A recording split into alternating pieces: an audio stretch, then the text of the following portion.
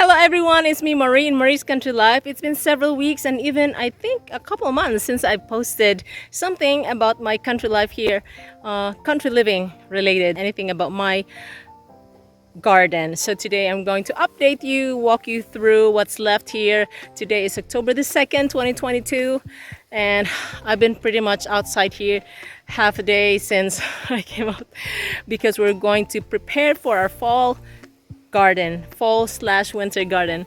So here in my background is our garden. There's not much going on and there's still a few summer vegetables that are left. I just harvested some tomatoes, long beans, peppers, Malabar spinach, Luffa gourd, and I have Asian spinach, water spinach. So let me walk you through what we have here as we prepare for our fall garden. I already have some seedlings planted. They are in trays right now. I have kale, I have pak choy, I have collards, I have broccoli and cauliflower that are in the seeding tray. I'm getting ready to transfer them. I think it's a little late, but we're going to have a greenhouse and let's go. And by the way, we have also this one here, the green patch. They are taro roots. And on this side here, this one here, they are turmeric roots that I planted sometime, I think in July. So hello, it's been a few weeks and even months since I posted about our garden. Today here's an update for you and kind of show you around what's left around here as we prepare for our fall garden. I have some seedlings already ready for transplanting outside here. I have here turmeric that's growing, so I will not be harvesting them yet until maybe the frost. And we have here the taro roots. You can eat the leaves and the roots, of course. And we have some peppers here. I in fact harvested some of the peppers already. Here's some bell peppers what's this? Yeah, peppers. And most of my tomatoes are done, but I have this tomato here that I planted a month after I planted the first batch. But this tomato here, I planted it using the Ellen White Way method or the blueprint method, and so far it's doing well. It's supposed to be a determinant. It's supposed to only grow about 3 feet high, but it's actually right now about 5 feet. So I will refer you to my video on that, about how I planted that tomato using the blueprint method. And there's another one there. It's not planted using the Ellen White method, but so far it's a hardy one. You can see there are leaves dying because of the blight. And also this one has blight. It got affected with blight, but because the way it's planted, somehow it survived. And I just keep tearing, I just keep cutting off the browning leaves because you don't want it spreading. On this side here, I still have some long beans left, a little bit of long beans, so I was able to harvest. And on this side here, I have this one here is water spinach. Some people say that it's an invasive greens, but it's really good for you. I only planted it from stalks that I bought from the Asian International Store, and because I like water spinach, I plant them here. It's contained, and besides, come winter time they will die. So what I'm going to do is plant some in a container and I will bring them inside the house so that they will survive, so I have something to plant next year. But anyway, I've been enjoying the water spinach that I planted. They're so healthy and very delicious for you. You can eat it however you want it in your dish, stir fry, soup, or anything like that. So I still have some basil here. I have this stevia growing, and I have sage come back every year. And I have here, this patch here is just sweet potatoes. It's not time to harvest sweet potatoes yet, but soon I'll be harvesting them because today is October the 2nd. So I'll be harvesting them before the first frost because the plant itself will not survive. And here's the bitter melon that I have. I still have a few bitter melons left here, and I've been enjoying this bitter melon. Bitter melon is good for you, and they grow here in zone 7. And right here on this side here, I had a bottle gourd, but then the bottle gourd got overtaken by the bitter gourd. But I have this big one here. Maybe if I can get some seeds from it, I'm not sure. Not sure if it's good for seeding, for seeds for next year. So anyway, and this side here we tilled it, and we're gonna plant again this year. We're going to plant clover as our cover crop. So here, over here, as you can see, this is how it looks like. That's where our blueberry patch, kind of dry summer. Here's my banana. A friend from church gave it to me, and now they're doing good.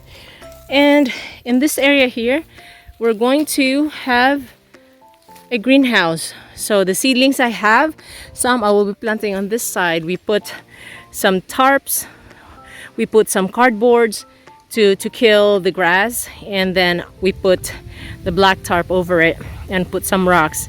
And then somehow the dogs found a fun way to tear it up. So this is what we found out, that they were tearing and playing or searching for a groundhog or mole or something, because when we woke up the other day, it's like tear up everywhere. This is looking much better because I repositioned and put some more cardboard, and I put some more weight on top so that wind will not blow it just about everywhere. So this is what we're doing, and this side here we're going to have our greenhouse. And this is my chayote patch, the chayote trellis. I have an update for this year's chayote. I planted 10 chayote, but one here died. It was the smallest chayote. So right now I have 9 left. The chayotes are blooming, so there's a lot of flowers, and this is October the 2nd. This is about the same time. This is the usual time that they start to produce lots of blossoms. So I have about a month to enjoy chayotes. So I live in zone 7, so this is what I get. The smoother kind of chayote, it takes about 5 months before you can see blossoms and chayotes, tiny chayotes. As you can see, there's lots of blossoms, and there's a tiny chayote here that I can show you. And in a couple weeks, I will be able to harvest. See that? There's the chayote. Baby chayote is the size of my fingernail. And here's another one here. And I guarantee you, this chayote is from my oldest chayote. I have a 7-year-old. I have a 7-year-old chayote, which is growing right here on this side here. And I also have a 2-year-old chayote, a couple 2-year-old chayotes. And the one here, this one here is the one that produces first because it's the oldest. The root system is good and established. So in a couple of weeks, I will be enjoying chayotes. So hopefully we won't get any early frost this year. And this is what my chayote patch look like, or chayote plant, the chayote trellis. And in the second trellis here, we have bottle gourd. The bottle gourd died sooner than I expected, but we have one here hanging and it's hard. I don't think I'll be able to get some seeds from that. And on this side here, we still have some Luffa. The Luffa is still surviving. This is the light green Luffa. Newfound friend on YouTube sent me some seeds thanks to Rob and wife. The wife is Filipina, and so he shared some to me. So this year is my first time planting a green Luffa. Light green this year. So previous year I planted dark green Luffa. So this is what I have here, the Luffa. This one is edible because it's soft, so that's the secret. You want the Luffa to be soft for you to be able to eat and peel it and eat it and cook. The flesh of the Luffa is really good and sweet. You can eat it raw. In fact, you can also eat it in stir fry, stew, whatever dish you want it. Or right here, this one here is past maturity. It's so tough. Skin is rough. You cannot peel it. This one here is the baby. Still small, but you can eat it. but there it comes in several stages. This is the baby stage, and here's the next stage, and here is the stage where I like to harvest for eating.